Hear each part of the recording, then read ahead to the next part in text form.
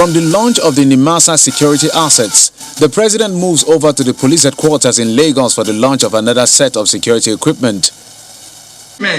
To security agencies. It's all in line with the administration of Babajide Sanwo-Olu's plans to design and maintain adequate security apparatus for the state and the country by extension. We're handing over the following brand new crime-fighting equipment to the Lagos Police Command and other security operatives.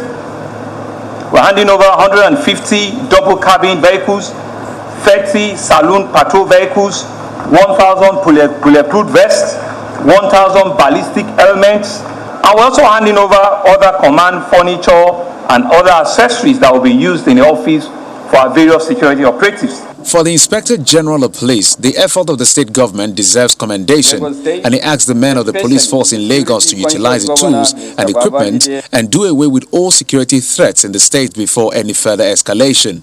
The donation, which covers important security and policing equipment, is coming at the right time and well, certainly when the police and other security agencies need help.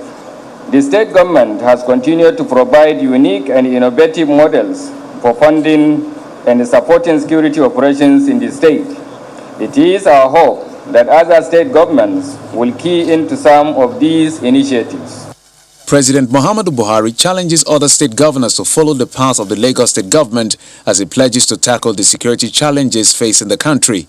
There is no doubt that this equipment being handed over today will go a long way in boosting the morale of the police and further enhance their capacity to fight crime and combat criminality. Let me also use this opportunity to reiterate that my directive to security agencies to shoot any person or persons found illegally wielding AK-47s and other assault weapons remain in place. As Commander-in-Chief, my primary responsibility remains the security of the country and the safety of all citizens. Despite the many challenges we are facing, I want Nigerians to rest assured that we will secure this country. Next, he proceeds to commission the security assets of the Nigerian police force.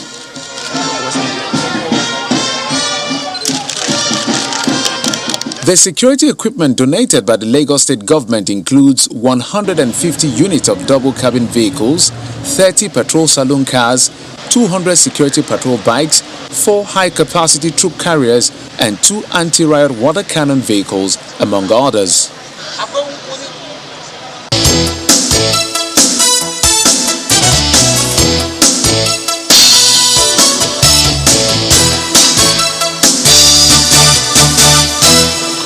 Thanks for staying with us. Let's start this conversation with Mr. Monday Ubani, who is former second vice president of the NBA. He joins us virtually. Thank you this morning, Mr. Ubani.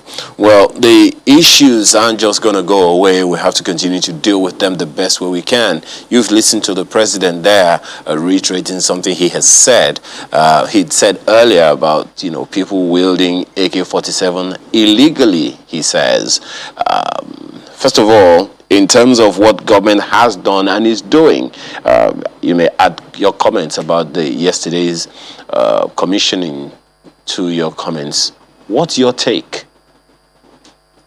Yeah, Ayo, thank you very much for having me. I want to commend the Lagos state government, especially for the purchase of those equipment that I just saw now. That is the way for us to go. But I also feel that in addition to provision of equipment, which I believe is very necessary for us to tackle the state of insecurity, we should also be considering some of the robust economic measures we should put in place in order to keep our the restive youth, employed. It's important that that is done. If you look at what happens in all these developed economies, what they do is that for those who are unemployed in their economy, they give them what we call food coupon every month and give them some stipend to ensure, one, that they have clothing, that they have food, and that they have decent accommodation where they live in. they do all that in order to ensure that they reduce the number of criminals in their society. So my take with this equipment we're buying and probably recruiting more policemen has been suggested is that we must also look at the economic aspect of our national planning in order to ensure that we have a number of our youths who are unemployed, employed. We need to get them engaged, because when they remain unengaged, they can become very dangerous to the society. So that aspect is what I think should go in pari passu with the issue of equipping the military or the security personnel in order to tackle the state of insecurity. It's a good one, but we must also take measures that we consider very robust to address some of the economic inequalities in the state. Well, that's probably going to fall under the non-kinetic measures, as we have heard from time to time. But in terms of, considering that commissioning, do you think it in any way suggests a step closer to state police? Well, it has been like that over time, where the federal government controls the issue of police recruitment and all others that have to do with policing. But when it comes to issue of providing equipment, arms and ammunition, we see that the states have always been playing a big role in ensuring that these people are properly equipped. And that again, to me, it creates some level of crisis. Why would you say you are the one in charge of police and then you don't equip them properly? The state is the one doing all that. And what is a policeman, what is his relevance if he is not properly armed in order to tackle state of insecurity? So I think that the best thing for us as a nation is to come out of our cocoon and be realistic about this thing and ensure that we have state policing. Let the states be the one to actually engage in recruitment. Let them be the one to engage in training.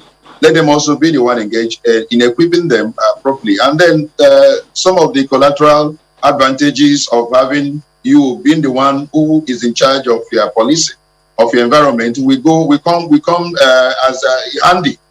This issue that before you do anything at the state level, you have to get directive from Abuja and all other things that we have considered as collateral damage to our policing system. Let's be realistic.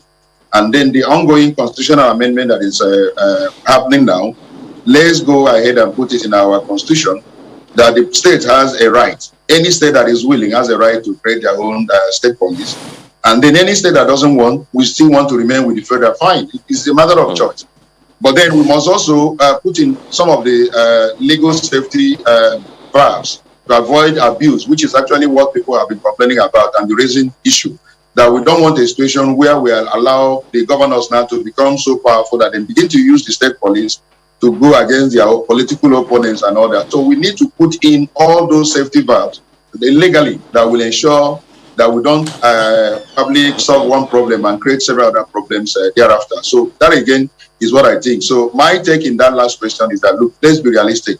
Let's allow state police. Let's allow it, because if the state is the one, arming all the police, all the personnel that the federal government say these are our employees, and you can't arm them properly, it's the state that is doing all that. So what stops the state from owning their own policing? Arrangement, and then recruit, train, at the same time arm them in order to police their environment. So I think that ongoing constitutional amendment should take that into consideration. All right, a member of the House of Reps did move a motion, a bill, but just before that, there are responses, as you see in some of the dailies this morning, concerning the president's comments about directing the Attorney General to reclaim old grazing routes. Different lawyers have put up positions.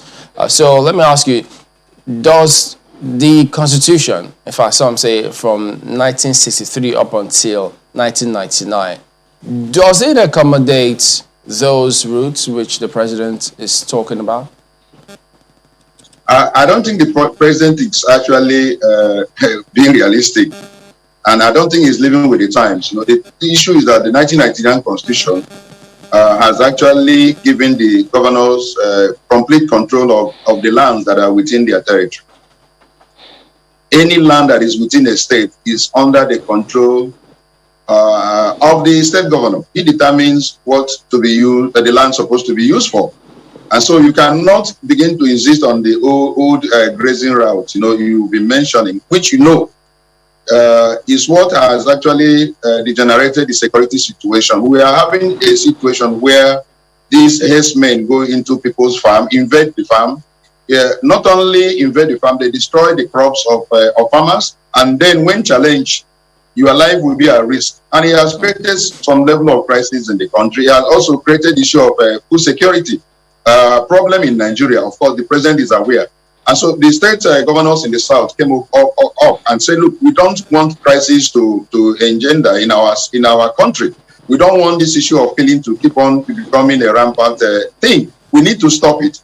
And one of the ways they have gone about it is to ban open grazing. And some of them have even enacted laws to legitimize what they have said.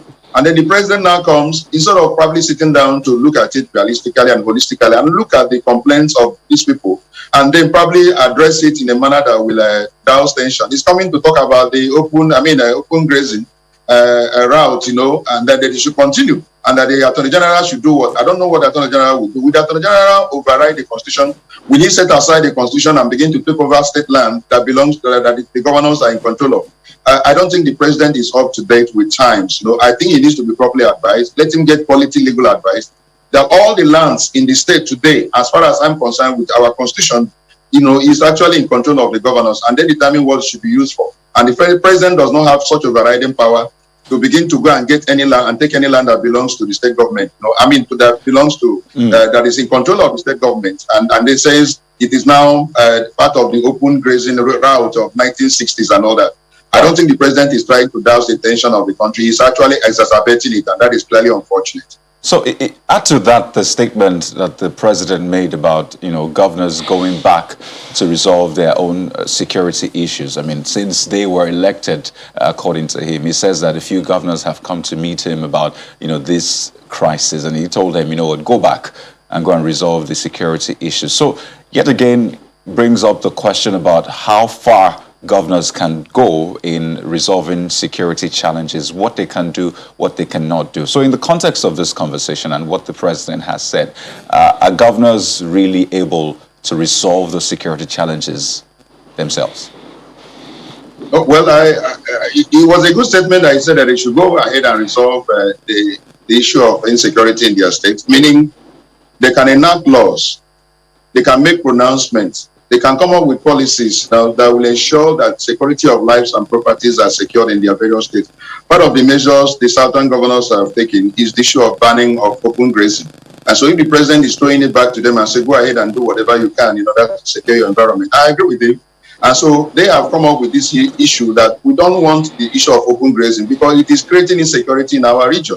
It is creating crisis. It's creating people who are being killed daily because of the fact that some people believe that it's their right to enter into your land with crops and then take over that particular land. So he has thrown it back to them. And I think that the chief security, if you listen to some of the argument by some of our lawyers, they are saying issue of restructuring, that the state governors can even start with some laws that they should enact that will make issue of devolution of powers to become permanent in their various states. Part of which is this issue of policing. Amotekun has come up in the southwestern region. Ebubago in the eastern. I don't know whether that one is also functional because there is issue of crisis there. I hope the governors come together to resolve that issue. So go ahead and create any security outfit that can be able to protect lives and properties in your various states. So that is what the president is trying to be saying. Let me bring in this one. I mean, would you support a law to allow Nigerians who are above 18 to bear arms, and if you will, under what conditions? It's a very good question. I think it is an exercise or a policy of government that we should carry out with a little bit of caution. It has advantages that if a criminal knows that you have a gun in your house, he will be a bit more careful to come in, with some level of arrogance and probably take away your possessions. But if he knows that you have a gun, he has to be very careful. It acts as a deterrent factor. But we have to be careful in allowing such a measure in a country where there is so much frustration, a country where the level of frustration is so high, people can begin to take advantage of having a gun, that if you have any disagreement with your neighbor, you take down your neighbor. And so we must develop it gradually. It's not something that we just, one stop. You just say, oh, everyone now who is above 18 should carry a gun. It can have collateral damage effect. People can begin to use it to settle scores. Okay, Some Mr. can Bani, even start using those guns that are licensed for criminality. So we have to be Mr. careful. Bani, you know what? Let's get across to the honorable gentleman who moved the motion in the first instance. He joins us from Abuja. Markway. Thank you, Chamberlain. Yes, indeed, we have with us Honorable Adejoro Adeogun, who is the Deputy Chairman, House Committee on National Security and Intelligence. He's also a member of the All Progressives Congress. Honorable, you're welcome to Sunrise Elite this morning. Good to have you, and good to be with you. And tell us a bit more about that bill which you're proposing. You say it's an amendment to an already existing act, but not a lot of people are aware of it. What made you go and dig it up? Cap F28 of the Law Federation of Nigeria 2004 it's specific. There's something called the Firearms Act. Now what we're doing now, amending an existing act to make it more effective. The act exists and people are actually acquiring licenses to procure firearms using that law. So what we're trying to do now is to introduce new penalties and actually identify the kind of weapons that people can obtain licenses for. That's what it's all about. It's not a new act. Indeed. I mean, quite some people own guns. They've never known, I mean, for a number of Nigerians, they don't know what the prerequisite is. They just know that if you're going to get a weapon, you have to get a license for it. And they know that getting the license is like passing through the eye of a needle. You see, that's part of what this amendment is intended to achieve. First, to educate Nigerians that they actually do have rights under existing law. And then secondly, to actually change the conditions. Before, it was more like it's at the mercy of the approving authority to decide. But this time around, to make specific conditions, if you meet these conditions, you should be able to. And then there's this part of the existing act that I felt was missing. If you're going to drive a car in Nigeria, you need to have a driver's license. For you to obtain your driver's license, you first of all have to go to a driving school and learn how to drive. But under the existing Firearms Act, there's no provision for training for the person who is applying for a license. It means that you can actually apply for a license without knowing how to use the firearms. So we're trying to streamline that. And then now the new issues, you need to be able to monitor someone who's in possession of firearms. The NIN is now required from what we're proposing. You need to have, apart from having your proficiency certificate from a licensed firearms school. Before there was no such thing. We would make this situation available so that people can actually start businesses around having firearms club or firearms schools that are licensed and controlled by the police. And from this, people can go there, train, then they monitor you do background checks, you check as much as possible, ensure that at every point in time, anyone who applies and obtains a license is monitored and is continually under surveillance. And then, of course, you have yearly renewal of the certificate, yearly renewal of the license, and in such a way that at every point in time when you're renewing the license, you have to go again back to the range to learn how to use the firearms again. Because firearms is not like your pen, that once you learn how to use a pen, you can always write. No, you must continually train to be to use it. So it's not like you've trained once, it's over. And so it's to bring people under strict control. I imagine, even though there will be huge questions about regulation and how we're not the best at regulating anything, and there will be huge questions as to whether or not we will be able to successfully regulate something that many people will consider dangerous. But I imagine that one of the reasons why you have gone to dig this up and why you seek an amendment to it is because of the current security situation. Quite a number of governors have proposed that Nigerians be allowed to carry firearms as a result of the security situation in their state, not knowing that perhaps this law could have been revived or could have been brought to the fore to empower Nigerians. But do you really think that this is the solution to the current challenges that we're facing security-wise? There's no single solution to the current challenges we're facing. If we want to be candid, the number one solution will be good governance. People are hungry, people are angry, people are are looking for jobs they can find. So they're looking for alternative means of economic sustenance. That's the number one issue. But if we're able to address that, but on top of that, there must be the issue of enforcement of the law. There must be no impunity. So what the governors are asking for is this. I mean, I listened to the address of Mr. President. Yes, I like. If the problem, the governors have responsibilities, they should carry out their responsibilities. And what they're saying is, look, we have responsibilities, but on one hand, this is our responsibility. On the other hand, we can't do this. I want to give an example of some states where you have state security outfit and they can't bear firearms.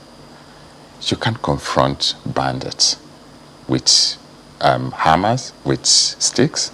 If someone can be bearing AK-47 and you can't confront them force for force. You see, what we're saying is this: there must be equality. Criminals have access to this. Law-abiding citizens don't have access to what criminals have access to.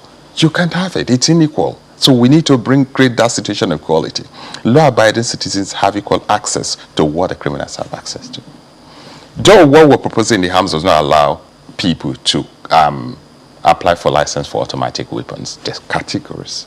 It must be a weapon that cannot be concealed. If you're obtaining a license for a weapon, it should be one that cannot be concealed. And that's the same thing that you're going to have for, the state security outfits. They're applying for weapons, not pistols, but they can probably get double-barrel rifles and all that. They must be something that if you're bearing, anybody will know that you're bearing a firearm. Why do you think that state governors have not, used this law to be able to purchase weapons for their state security outfit? You see, okay, now there are two issues here. Purchase of weapon is different from obtaining a license to use a weapon. For you to purchase weapons in large quantity, you're going to need end-user certificate that will be issued by National Security Advisor. In addition to getting license from the Inspector General of Police, there are two issues, and it's difficult to get that. Let's flip this to Chimley now. Chimley? Yeah, do you think that, or what is he thinking either now or much later about this proposal? Because, for those we all know, they bear AK-47, albeit illegally, but they equally have assault rifles or some automatic weapons. So if this law says, well, you bear, Dane gun, so how does that stand? Isn't it going to give us a false sense of security as opposed to somebody, because if they come at people, as we say, God forbid, it will be with some sort of automatic rifle. So will the purpose be achieved if it's Dane gun compared to an automatic rifle of sort? You see, sometimes bearing weapon in security is not because you want to attack, it's just to provide room for deterrence. If a man who's bearing a rifle knows that you have one as well, no matter how local it could be, there's a possibility that he will have a second thought about attacking you. And then sometimes all you have to do is actually fire your dang gun into the head to scare the people. It's just this idea that we must give Nigerians an opportunity to defend themselves. We can't allow them to be defenseless at all times. Well, we'll go to break and we'll be back in just a moment.